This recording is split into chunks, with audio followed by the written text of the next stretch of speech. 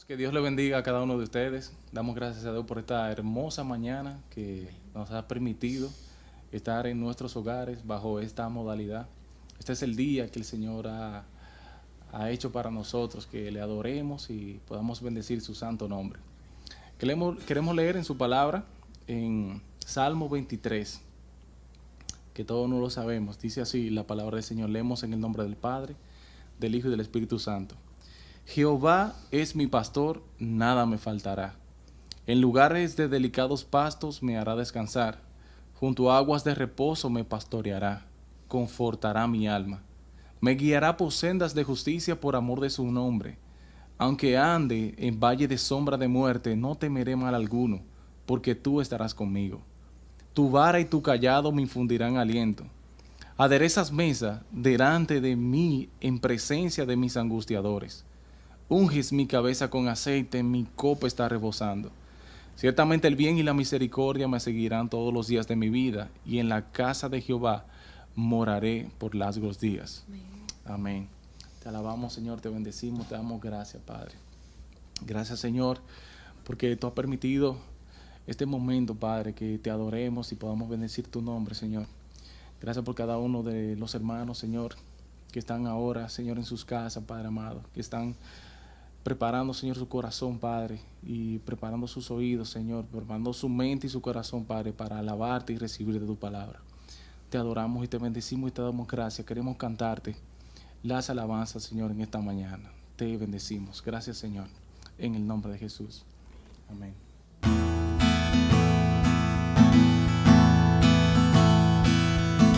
Este es mi deseo, honrarte a ti,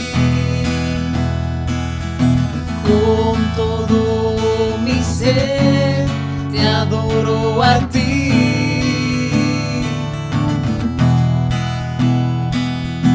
con todas mis fuerzas te alabaré,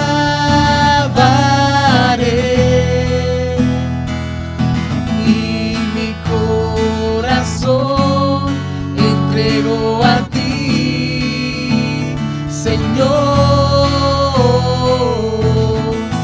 Dios, te rindo mi ser, te doy mi corazón. Yo vivo para ti, en cada palpitar, mientras haya aliento en mí. Dios, haz tu obra en mí.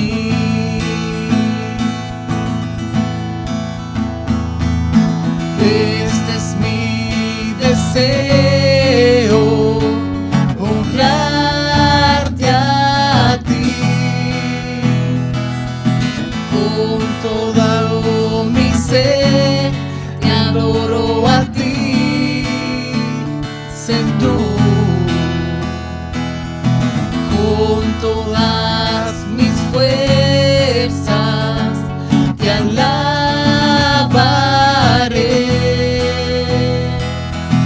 y mi corazón te entrego a ti, Señor. Dios, te rindo mi ser, te doy mi corazón. Yo vivo para ti, y en cada palpitar, mientras haya aliento en mí. Dios, haz tu obra en mí. Dios, te rindo mi ser, te doy mi corazón. Yo vivo para ti, y en cada palpitar, mientras haya aliento en mí. Dios, haz tu obra en mí, en mí, en mí. Dios, haz tu obra en mí, en mí, en mí. Dios, haz tu obra en mí. Gracias, Señor. Gloria a ti, Señor Jesús. Gracias, Padre amado.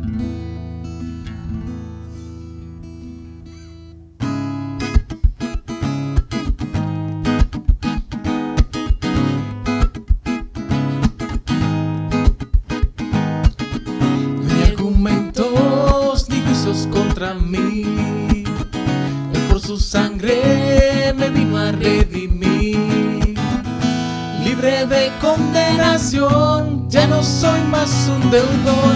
Él ha pagado la deuda por mí. Yo era culpable y me otorgó el perdón. Manto de gracia de pronto me cubrió. Pecados Él borró y mi cuenta canceló. Él ha pagado la deuda por mí. Y ahora soy libre y esclavo por amor, precio de sangre. Jesús por mí pagó. Y ahora soy libre y esclavo por amor, precio de sangre. Jesús por mí pagó, Él marcó mi corazón, propiedad, soy del Señor. La la la, la la la la la.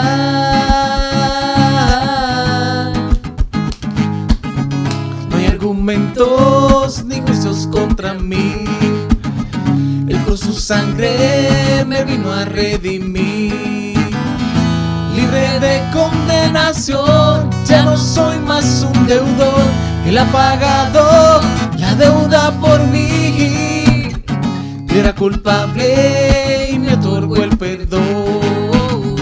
Manto de gracia de pronto me cubrió. Mis pecados Él borró y mi cuenta canceló. Él ha pagado la deuda por mí. Ahora soy libre y esclavo por amor, precio de sangre. Jesús por mí pagó. Ahora soy libre y esclavo por amor, precio de sangre. Jesús por mí pagó, Él marcó mi corazón, propiedad, soy del Señor. La, la, la. Gracias, Señor Padre, te adoramos, te bendecimos, Señor. Queremos seguirte cantando, Señor. Abre mis ojos. Amén.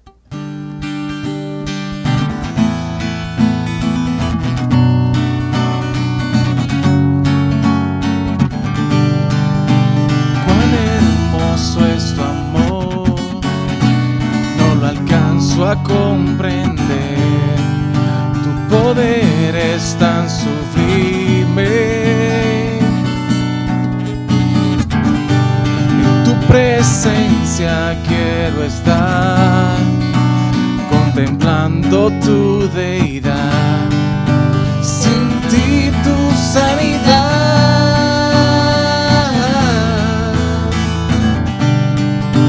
Cuán hermoso es tu amor, no lo alcanzo a comprender. Tu poder es tan sublime. Presencia quiero estar, contemplando tu deidad y sentir tu sanidad. Abre mis ojos, Jesús, quiero contemplar tu majestad y tu poder.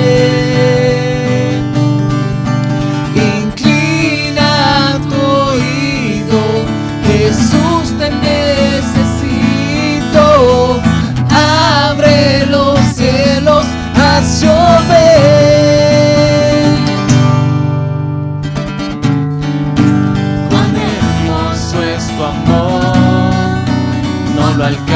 a comprender. Tu poder es tan sublime. En tu presencia quiero estar, contemplando tu deidad, sentir tu sanidad. Abre mis ojos, Jesús, quiero contemplar tu majestad y tu poder. Inclina tu oído, Jesús, te necesito. Abre los cielos, haz llover. Captúrame en tus brazos de amor. Yo quiero vivir en la fuerza de tu poder.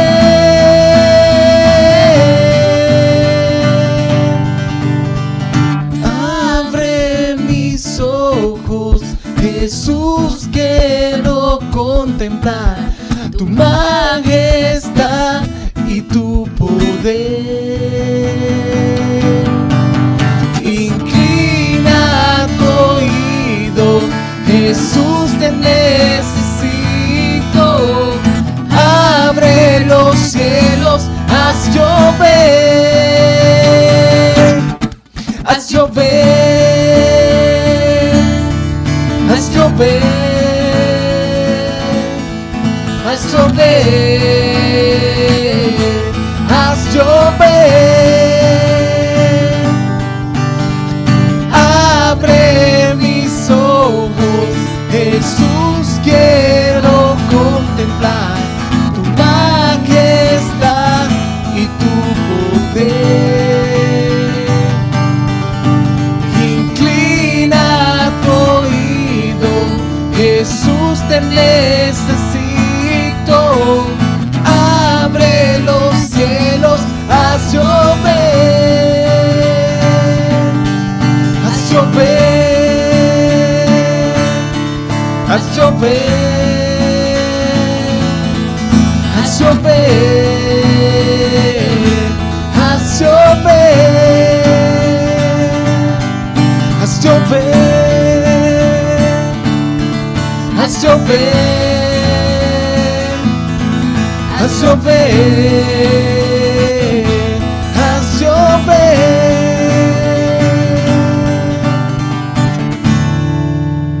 Gracias, Señor. Gracias, Padre amado. Te glorificamos, Señor. Te damos gracias. Padre, prepara nuestros corazones, Señor. Prepara nuestra mente, Padre amado.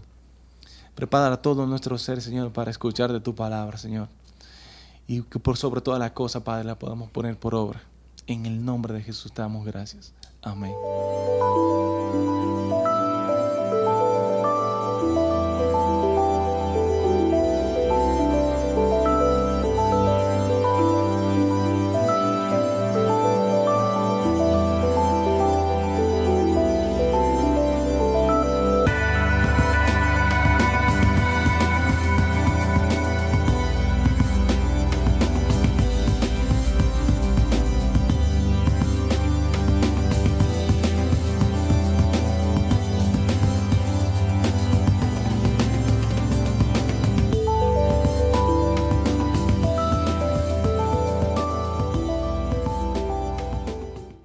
Se buscan hombres para un viaje peligroso. Sueldo bajo, frío extremo, largos meses en tremenda oscuridad. Peligro constante. No se asegura retorno con vida. Honor y reconocimiento en caso de ser exitoso. Este fue el anuncio publicado por un explorador llamado Ernest Shackleton en 1914. Y él solicitaba voluntarios para lo que él llamó la última gran travesía en ser realizada. Ahora, ¿quién podría responder a tan peligroso llamado? La verdad es que cientos de personas respondieron a este llamado a conquistar la Antártida, a un viaje de exploración al Polo Norte. A tal punto que aquel expedidor o aquel explorador más bien británico seleccionó a 26 personas que le acompañarían en aquella travesía. Un viaje sin retorno probablemente. Ahora, ¿cuál es el más importante de los llamados? ¿Quién debería llamar o realizar este llamado? ¿Cuál sería el costo al responder a dicho llamado? En el texto que vamos a leer en el día de hoy, nos trae respuesta a estas preguntas. Acompáñame al Evangelio de Marcos capítulo 1, versos desde el 14 hasta el 20. Y he titulado este sermón, Sígueme, el Rey te llama. Y lo que me propongo a la luz de este pasaje es ver que ante la llamada de Cristo, sus discípulos responderán. Ante la llamada de Cristo, sus discípulos responderán. Versículos 14 al 20 de Marcos capítulo 1. Después que Juan fue encarcelado, Jesús vino a Galilea predicando el evangelio del reino, diciendo, el tiempo se ha cumplido y el reino de Dios se ha acercado. Arrepentíos y creed en el evangelio. Andando junto al mar de Galilea, vio a Simón y a Andrés, su hermano, que echaban la red en el mar porque eran pescadores. Y les dijo Jesús, venid en pos de mí y haré que seáis pecadores de hombres. Y dejando luego sus redes, le siguieron. Verso 29. Pasando de allí un poco más adelante, vio a Jacobo, hijo de Zebedeo, y a Juan su hermano, también ellos en la barca, que remendaban las redes, y luego los llamó, y dejando a su padre Zebedeo en la barca con los jornaleros, le siguieron. Sígueme, el Rey te llama. Acompáñame en oración en esta mañana.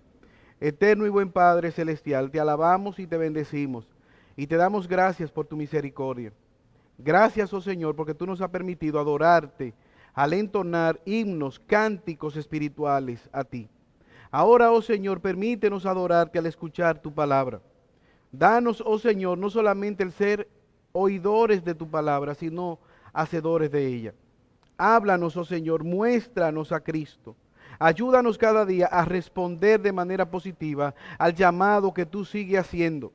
Y de manera especial ruego, Padre, para que tú llames al arrepentimiento, traiga, Señor, con convencimiento de pecado a aquellos que estando en este lugar o quizás en sus hogares aún no te conocen.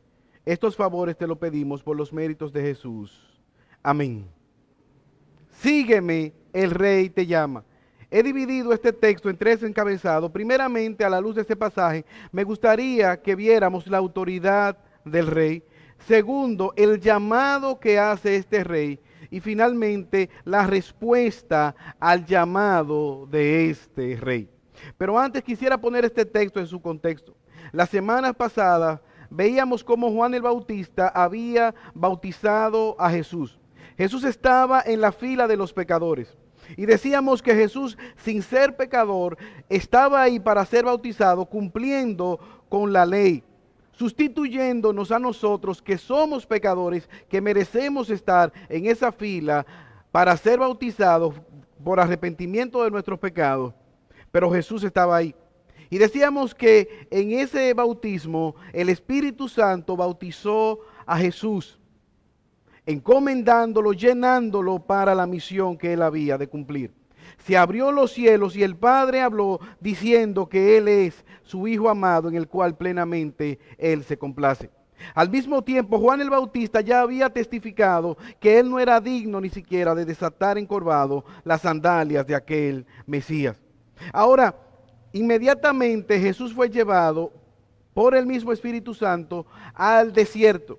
Y veíamos que Satanás le tentaba. Luego de 40 días sin alimento, estaba siendo tentado por Satanás. Y de alguna manera, Satanás estaba motivando a Jesús para que él exigiera lo que por derecho le corresponde. Puesto que tú eres Dios, puesto que tú eres poderosamente Dios, estaba tentando a Jesús para que convirtiera una piedra en pan, para que se lanzara del pináculo del templo y para que le adorara. Y decíamos el domingo pasado que Jesús fue superior al primer Adán, que fue tentado en un huerto, pero desobedeció, cayó, claudicó en pecado. Pero Jesús en un desierto fue fiel a la voluntad de Dios el Padre. Pero decíamos también, veíamos que Jesús fue superior al pueblo de Israel. 40 días Jesús venció a pesar de la fatiga y el hambre que tenía. 40 años no fueron suficientes y el pueblo una y otra vez en el desierto pecó contra Dios. Pero Jesús fue superior a Abraham, quien ofreció su hijo, pero aquí vemos que no solamente apareció un sustituto, sino que Jesús voluntariamente decidió ofrendar su vida por los pecados de su pueblo. Él se humilló a sí mismo haciéndose siervo hasta la muerte y muerte de cruz. Jesús fue también superior a Moisés, el cual escogió sufrir con el pueblo de Israel, pero vemos en Jesús, estando en su trono y su gloria, se despoja de esa gloria para venir a sufrir por nuestros pecados. Ahora, Juan Marcos da un paso de avance y nos muestra la autoridad del rey. Versículo 14. Después que Juan fue encarcelado, Jesús vino a Galilea predicando el evangelio del reino de Dios. Después que Juan fue encarcelado. Vemos ahora que Juan está siendo encarcelado. Él no ha cometido ningún delito. Él ha sido fiel a su ministerio. ¿Por qué estaba Juan preso? Por haber denunciado, como vamos a ver más adelante, el pecado de Herodes, el pecado de adulterio de Herodes con su cuñada llamada Herodías.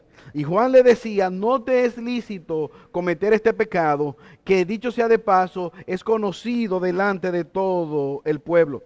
Ahora Marcos nos está preparando para que Juan el Bautista dé un paso al costado y ahora el Rey eterno, el Mesías, tome la preeminencia. Juan el Bautista pasa a un segundo plano y Jesús comienza a ejercer su ministerio. Ahora, ¿qué había dicho Juan de Jesús? En el verso 7, él había dicho que aquel que venía detrás de él era mucho más poderoso que él solamente tenía la capacidad y el mandato para bautizar en agua para arrepentimiento de los pecados. Pero este Jesús tenía un poder mayor. Él tenía la capacidad de bautizar en Espíritu Santo, pero también en fuego. Él tiene la capacidad de bautizar en juicio, para juicio en la condenación eterna, pero al mismo tiempo bautizar en misericordia y esperanza para vida eterna. Y desde ya Juan el Bautista estaba implicando las dos posibilidades. Aquellos que no venían en fe y arrepentimiento delante del llamado del Mesías quedaban en total oscuridad y juicio expectante de parte de Dios. Él es el único Hijo amado en el cual Dios tiene plena complacencia y por lo tanto solo en Él hay esperanza. Ahora, esto tiene implicaciones. Hay una historia de un burro en una junta de animales. El burro estaba en un podio presumiendo y todos los demás animales atentamente escuchaban las palabras de aquel burro. Y decía el burro: cuando yo entré a la ciudad, la gente gritaba, salve el rey, salve el rey. Y todas las personas ponían sus túnicas, tiraban ramos para que yo entrara. Todos los animales prestaban atención al arrogante burro. Cuando de repente, en medio de la multitud, en medio de la cumbre de animales, apareció un pequeño pollito que le dijo a aquel arrogante burro: burro, ¿qué burro eres? No era a ti a quien aplaudían, era a Cristo el Mesías que estaba sobre ti. Burro, no te equivoques, era aquel que te cabalgaba a quien gritaban, era Jesús de Nazaret. Y esto es interesante, hermanos, porque vemos en este pasaje que la autoridad del rey se está imponiendo. Y nosotros muchas veces tratando de hacer famoso a Jesús, nos olvidamos que solo a Él le pertenece la gloria. No se trata de Juan el Bautista, no se trata de nadie más, se trata del Rey de Reyes y Señor de Señores.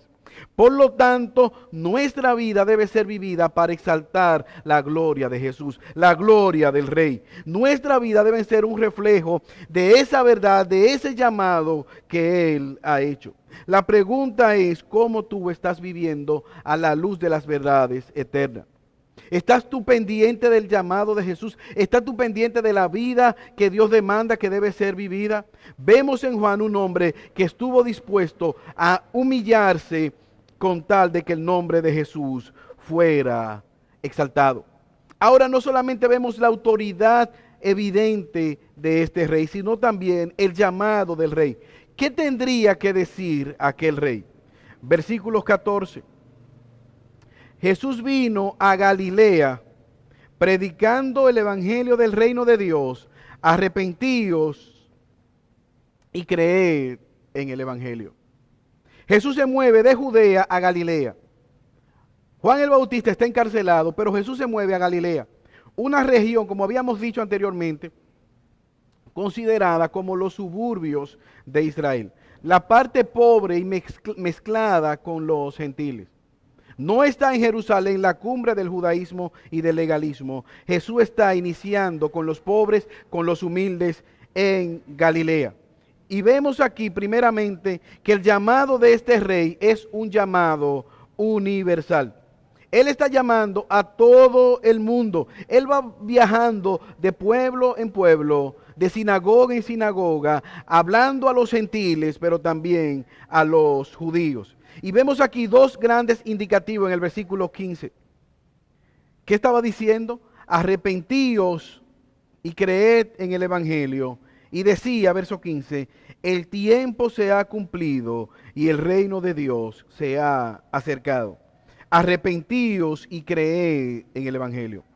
Se ha dicho, y es verdad, que en el evangelio los indicativos anteceden a los imperativos. Primeramente, la capacidad para obedecer y luego el mandato que debe ser obedecido. Jesús está dando dos indicativos. ¿Cuáles son? Ha llegado el tiempo se ha cumplido. Y los griegos utilizaban dos palabras para hablar de tiempo, kairos y cronos.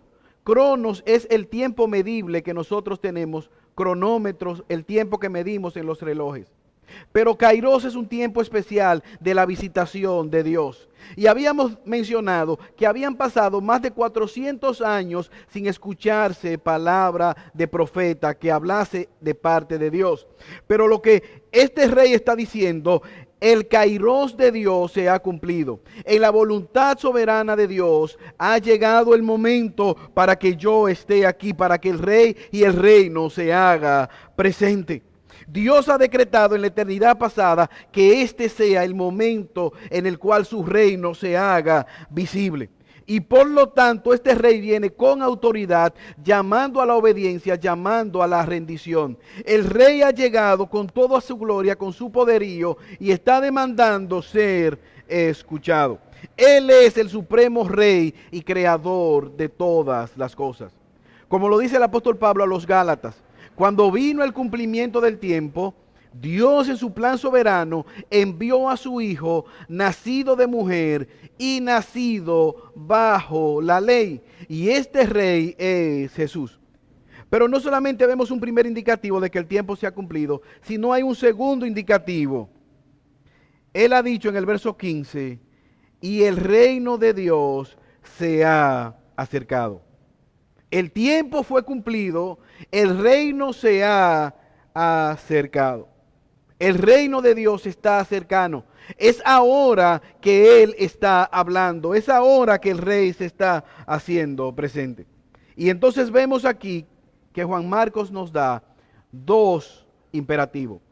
Puesto que se ha cumplido el tiempo, puesto que el reino de Dios se ha acercado, entonces hay dos imperativos.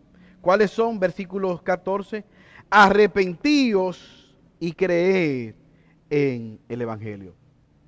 Jesús está llamando y dando el mismo mensaje de Juan el Bautista. Juan el Bautista había preparado el camino. Vengan, arrepiéntanse. Ahora Jesús está diciendo, el reino de los cielos se ha acercado, se ha cumplido el tiempo. Por lo tanto, arrepentíos y creed en el Evangelio. ¿Qué es el arrepentirse? Quizás ese sea uno de los términos más malinterpretados. Muchas veces confundimos el arrepentimiento con lágrimas, fluidos nasales, sentirse mal. Y aunque probablemente está implicado, el arrepentimiento es más que eso. La palabra utilizada es la palabra metanoia, que implica una transformación rotunda, contundente. Y aquí el texto no solamente está implicando un cambio pasado a presente de lo que yo era, sino también anuncia un cambio futuro, lo que soy en el presente y lo que seré en el futuro. Por medio de la obra del Evangelio, nosotros somos llamados, esa buena noticia implica metanoia, una transformación, un cambio radical, no solamente de las emociones, sino también de la manera en que nosotros debemos vivir. Ahora, este mensaje demanda ser creído. Por eso el llamado es arrepentirnos y creer en el Evangelio. Creer en el Evangelio. Creer es más que escuchar. Creer es más que saber que en Jesús tenemos la verdad. Creer es más que saber que la Biblia es la palabra de Dios. Creer el mensaje es más que escuchar un domingo en la mañana un predicador predicando un sermón. El creer implica la obediencia. Por lo tanto, el arrepentimiento es más que sentirse mal. ¿Cuántas personas no se sienten mal, pero no creen en el Evangelio? No creen en esa esperanza, en esa medicina que puede realmente transformarle. Una persona que cree es aquella que escucha el mensaje, pero también responde de manera positiva al mensaje escuchado. Es ese viejo sermón que ha sido predicado durante toda la historia de la humanidad. Noé cuando llamó al arrepentimiento. Pablo le dice a los pastores reunidos en Éfeso, Hechos 20:21, del arrepentimiento para con Dios y de la fe en nuestro Señor Jesucristo. Es ese mismo mensaje que Jesús está ahora repitiendo, llamando al arrepentimiento y a confiar en el mensaje que Él está anunciando. Llamando al arrepentimiento. Arrepiéntete y cree en el Evangelio. Como dije anteriormente, más que sentirse mal. Hay personas que se sienten mal de su pecado. Judas se sintió mal por lo que había hecho, pero vino a Jesús en fe y esperanza para clamar por misericordia. ¿Cuál es el problema, hermanos? Que muchas veces nosotros no valoramos el glorioso regalo que Dios nos ha dado. Recientemente mi esposa estaba en el supermercado y yo estaba sentado en el escritorio y ella vino y me dijo, mi amor, mira el regalo que te traje. Cuando yo escuché la palabra regalo, mis oídos se abrieron y mis ojos también y miré hacia donde ella estaba para ver aquel regalo. Para tristeza mía, ella me dijo, te traje este paquete, un paquete de espárragos. Hermosos y verdes espárragos. Y yo me sorprendí y dije, pensé, gracias mi amor. ¿Qué voy yo a hacer con espárragos? Esto es para tu dieta, que estaba buscándolo y lo encontré. Realmente, aunque yo le di las gracias por los espárragos, pero no era lo que yo esperaba que ella me había comprado. Muchas veces al no entender la importancia de la obra de Dios en nuestro favor, el llamado de Jesucristo, urgente, importante, salvífico, no valoramos en su justa dimensión.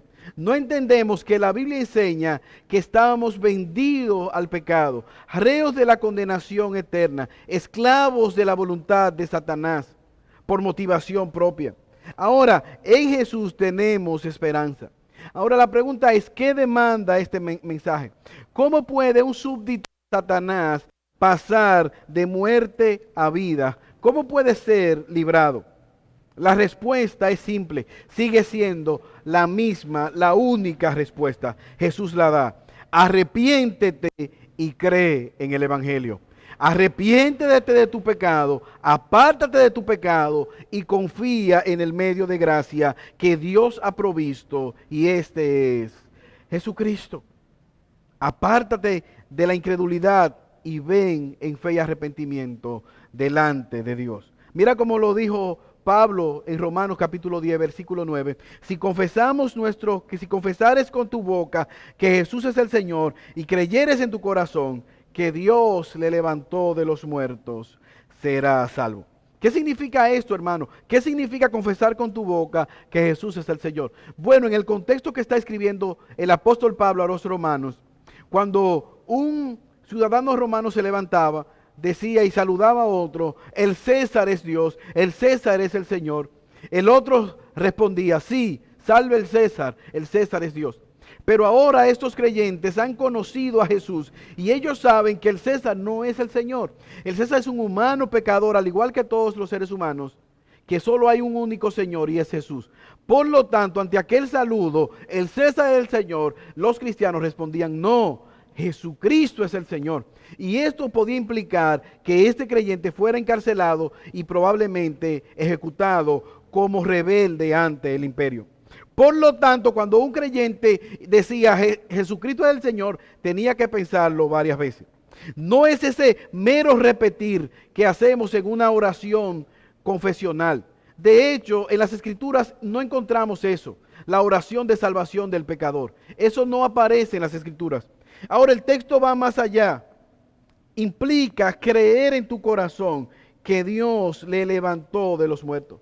Estar convencido firmemente que Jesús es el Dios prometido para salvación. Mucha gente dice creer, pero en sus actos, en sus entrañas, no está convencido. ¿Y cómo lo sabemos? Porque no viven de acuerdo a aquello que dicen creer. Evidentemente, nuestra fe va acompañada, como dice Santiago, de obras. Obras que son producidas por la fe que está en nuestro interior.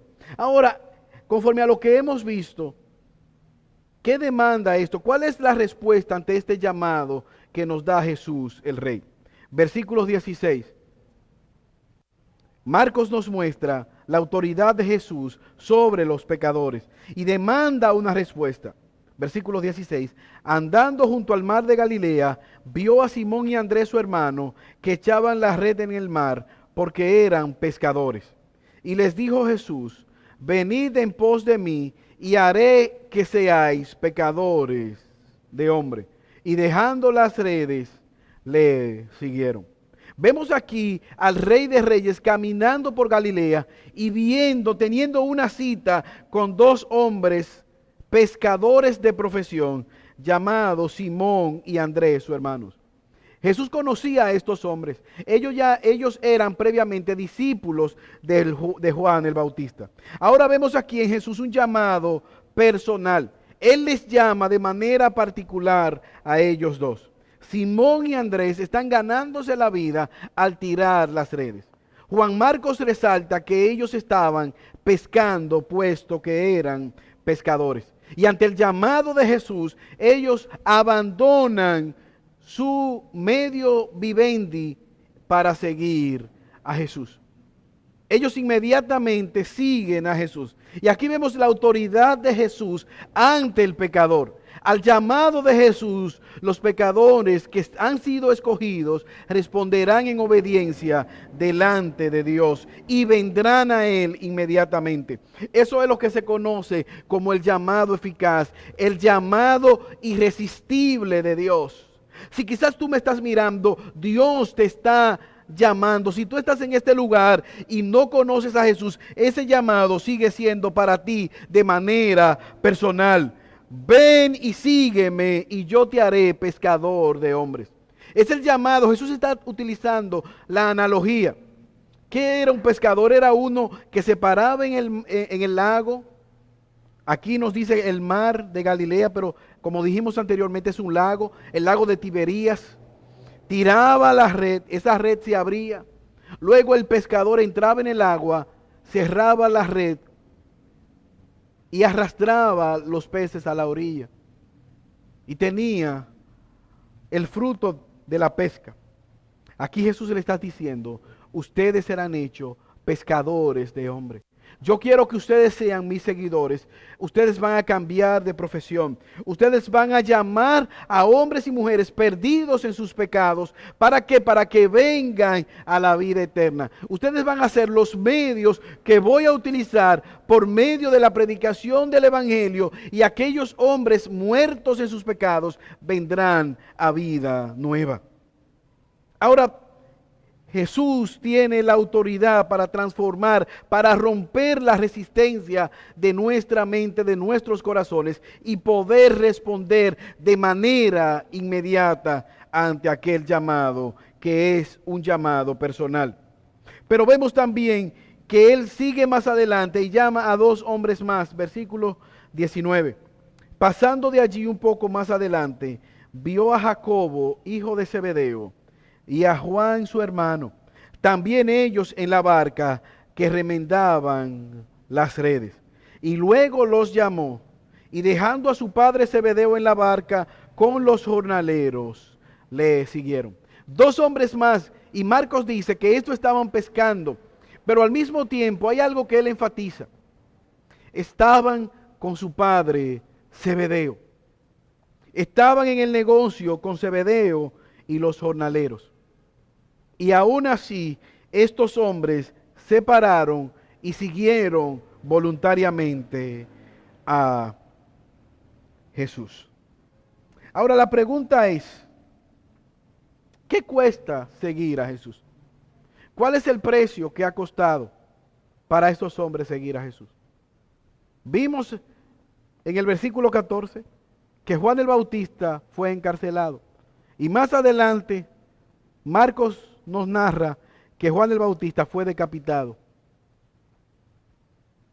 por la petición de una mujer perversa llamada Herodías. Pidió su cabeza en una bandeja de plata. A Juan el Bautista le costó la vida. Pero vemos a estos hombres, Pedro y Andrés, abandonando su modus vivendi, la manera de ganarse el salario, su profesión. Vemos aquí a Jacobo y a su hermano Juan, abandonando, dejando a su padre Zebedeo y su profesión, su negocio próspero de la pesca. Hermanos, seguir a Jesús te costará todo. A veces nosotros pensamos que solamente a los pastores le va a costar algún grado de compromiso. Pero la Biblia registra que todo aquel que es llamado por Cristo tiene que estar dispuesto a dejarlo todo. Tiene que estar dispuesto, si en algún momento su trabajo interfiere con su fe, abandonar su trabajo. Si en algún momento su familia interfiere con su fe y le insta a pecar, abandonar o apartarse de lo que su familia le esté demandando. Si el Estado quiere imponer el pecado ante la voluntad de Dios, escoger siempre agradar a Dios. No solamente es a estos hombres, sino que hay un principio aquí. El creyente es uno que se da por aludido, se da por muerto. ¿Para qué? Para vivir en el presente siglo malo para la gloria de Dios. De hecho, Jesús tuvo personas que estuvieron interesadas en seguirle. En Lucas capítulo 9, versículos 59 al 62, dice un hombre y dijo a otro, sígueme. Él le dijo, Señor, te seguiré, pero primero deja que yo vaya y entierre a mi padre. Jesús le dijo, deja que los muertos entierren a sus muertos, y tú ve y anuncia el reino de Dios. Versículo 61, Lucas 9. Entonces otro le dijo, te seguiré, pero déjame que me despida de los que están en mi casa. Jesús le dijo, ninguno que poniendo la mano en el arado mira hacia atrás es apto para el reino de Dios. ¿Qué está diciendo Jesús? Jesús le está respondiendo ante aquel hombre, deja que yo vaya y entierre a mi padre. Es probablemente la práctica del menor de esperar que su padre muriera, enterrarlo, cumplir con su padre y luego entonces seguir a Jesús. A lo que Jesús le dice, deja que los hombres que siguen las tradiciones de los hombres cumplan con este deber. ¿Usted se imagina que aquel padre de este hombre tuviese algunos 30, 40 y pico de años? y que estuviera en buen estado de salud? ¿Qué tiempo pasaría para él decidir seguir a Jesús? ¿30, 40 años? Jesús le dice, deja que los muertos entierren a sus muertos. Ahora, hermanos, ese es el gran reto para nosotros como creyentes. Muchas personas quisieran seguir y servir a Cristo, pero a su manera. Ellos quieren obedecer a Dios al mismo tiempo que viven en una vida de pecado. Ellos quieren ser discípulos de Jesús, pero a medio tiempo. Vivo mi vida de lunes a sábado como yo quiera, y el domingo en la mañana me siento 2 horas a escuchar un sermón, a adorar a Dios, doy algo de ofrenda y vivo la semana como si Dios no existiera. Eso no es ser un discípulo de Jesucristo. El discípulo de Cristo es uno que está dispuesto a dejar todo lo terrenal por ese tesoro glorioso que es Jesucristo. Es uno que ha creído que que esta tierra no vale nada, sino que Cristo lo vale todo. De hecho, permítelo ilustrar. Hay una enfermedad que se llama esclerosis lateral amniotrófica. Suena un nombre raro. Esclerosis lateral amniotrófica, conocida por sus siglas en inglés como ELA. ¿Qué es esta enfermedad? Es una enfermedad neurológica que está ligada con el cerebro, con las neuronas, en la cual el cerebro, las neuronas, no le pasan la información de manera correcta a los músculos. Y lentamente las personas van perdiendo la movilidad muscular. La persona va dejando de moverse lentamente, hasta que eventualmente el diafragma, el músculo de la respiración, se paraliza y deja de respirar y muere. Hace algunos años, 2 personas que padecen esta enfermedad lanzaron un reto, el reto de la cubeta de hielo. Y lo que ellos querían hacer era mostrar de alguna manera, quizás mínima, lo que ellos sentían, los espasmos que produce esta enfermedad, espasmos musculares, comparados con sentir el cuerpo como si tuviera una cubeta helada encima. Ahora, muchas personas acudieron a hacer el reto. Echaban hielo en un cubo, grababan en una cámara y se tiraban la cubeta de hielo. Y decían, yo reto a fulano de tal. Quizás muchos de ellos no contribuían, porque el objetivo del reto era generar fondos para poder ayudar en la investigación de esta enfermedad. Ahora, el que se tiraba un cubetazo de hielo, de agua helada, rápidamente buscaba una toalla y se secaba y seguía su vida normal. Ahora, aquellos 2 hombres que tenían la enfermedad no podían hacer lo mismo. Ellos padecían de día y de noche aquella enfermedad. Y lo que quiero ilustrar con esto es que una cosa es estar con los creyentes, simular ser un discípulo de Cristo, y otra cosa muy diferente es realmente ser un discípulo de Cristo. El discípulo de Cristo, con la ayuda del Espíritu Santo y movido por ese llamado irresistible que hace Jesús, vivirá sin importar el costo para la gloria de Jesús. Seguirá sin importar el sufrimiento, cueste lo que cueste, te seguiré. Sin excusas, Él responderá ante aquel llamado. De hecho, en el segundo libro de Samuel, capítulo 9, se nos narra la historia de un hombre llamado Mefiboset y David. David se acuerda que él había prometido a su entrañable amigo Jonatán, hijo de Saúl, que él se acordaría de su descendencia cuando él fuera rey de Israel. Y David se acuerda de esa promesa para con Jonatán. Y es ahí donde él pregunta, ¿quedará algún descendiente de Jonatán de la casa del rey Saúl, a quien yo pueda hacerle misericordia? Y alguien le dijo, sí, hay un descendiente llamado Mefiboset. Él está en un lugar que es para las personas pobres, minusválidas. De hecho, él es un minusválido. Él está paralítico de ambos pies. Aquel lugar desprovisto de cualquier esperanza llamado Lodebar. Y el rey David mandó a llamar a Mefiboset. Ahora, hermanos, Imaginen a Mefiboset. David te está llamando. Quizá él está pensando, eso tiene que ser para matarme. Yo soy el último descendiente de Saúl. Saúl trató de matar a David. Estoy seguro que es para acabar con mi existencia, con mi triste y empobrecida existencia. Pero a diferencia de lo que él pensaba,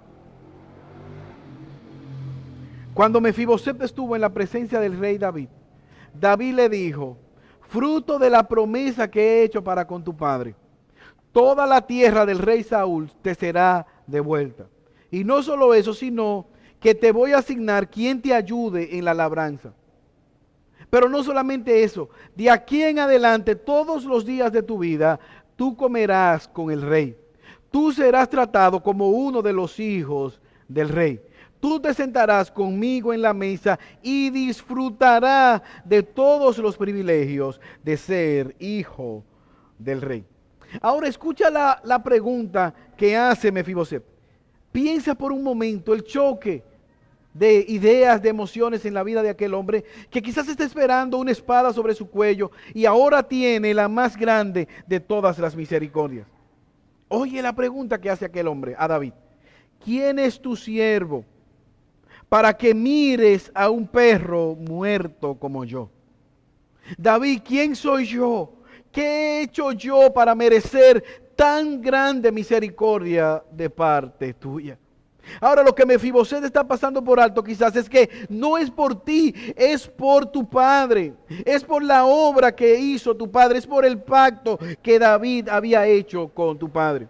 Hermanos, manteniendo la distancia, esto es justamente lo que el Rey Jesús está llamando. Él está llamando a sus discípulos y esto pueden responder de manera positiva. ¿Por qué? Porque ese Rey es poderoso para cambiar, romper esa resistencia y ellos pueden responder en amor. No porque sean justos, no porque sean piadosos, no porque sean moralmente buenos, sino por la obra que el Padre ha producido en sus corazones, habilitando para que al escuchar el llamado del Rey, ellos puedan pararse como lo hizo Juan, como lo hizo Pedro, como lo hizo Jacobo, como lo hizo Andrés, dejándolo todo y estando dispuesto a seguir a Jesús. Hermanos, el Rey te llama y puesto que el Rey te llama, Cristo espera que tú respondas como un discípulo obediente. Oremos. Señor, te alabamos y te bendecimos y te damos gracias por amor y tu misericordia. Gracias, oh Dios, por tu plan, por tu obra de redención en nuestro favor. Ayúdanos, Señor, a acordarnos siempre que por tu misericordia, que no tenemos nada valioso, sino que es por tu gracia, por tu amor. Gracias, oh Señor, porque estábamos devastados en la ciudad del pecado. Y al igual que Mefiboset, tú tuviste misericordia de nosotros. Ayúdanos cada día a caminar conforme a tu evangelio, apartando de nuestros pecados y creyendo cada día en el evangelio, porque te lo pedimos por Jesús. Amén.